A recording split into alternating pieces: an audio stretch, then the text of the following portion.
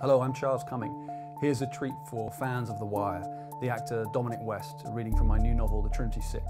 In this opening chapter, the hero, Sam Gaddis, finds himself on the trail of a sixth member of the infamous Cambridge spy ring, and he's talking to Calvin Summers, a nurse who has vital information about MI6 faking his death.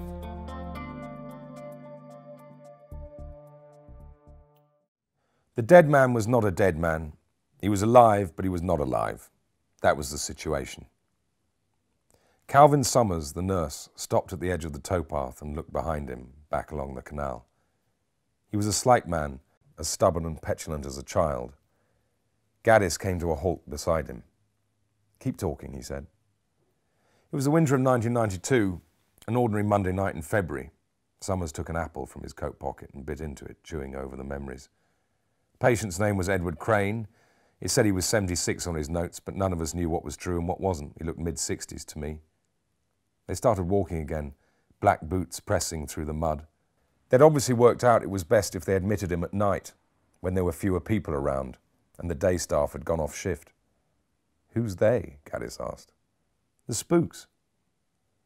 A mallard lifted off the canal, quick wings shedding water as he turned towards the sun.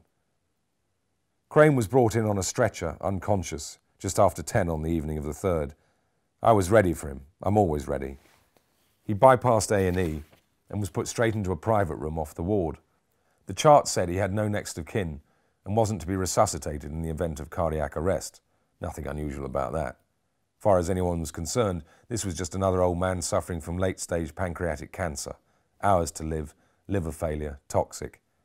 At least that was the story MI6 was paying us to peddle. Summers threw the half-eaten apple at a plastic bottle floating on the canal and missed by 3 feet. As soon as I got Crane into the room, I hooked him up to some drips, dextrose saline, a bag of amikacin that was just fluid going nowhere. Even gave him a catheter. Everything had to look kosher just in case a member of staff stuck their head round the door who wasn't supposed to. Did that happen? Did anybody see Crane? Summers scratched the side of his neck. "Nah, but about 2 in the morning, Meisner called for a priest. That was all part of the plan. Father Brooke. He didn't suspect a thing. He just came in, administered the last rites, went home. Soon after that, Henderson showed up and did his little speech." "What little speech?" Summers came to a halt. He didn't make eye contact very often, but did so now, assuming a patrician tone, which Gaddis took to be an attempt at impersonating Henderson's cut-class accent. "From this point onwards, Edward Crane is effectively dead. I would like to thank you all for your work thus far, but a great deal remains to be done."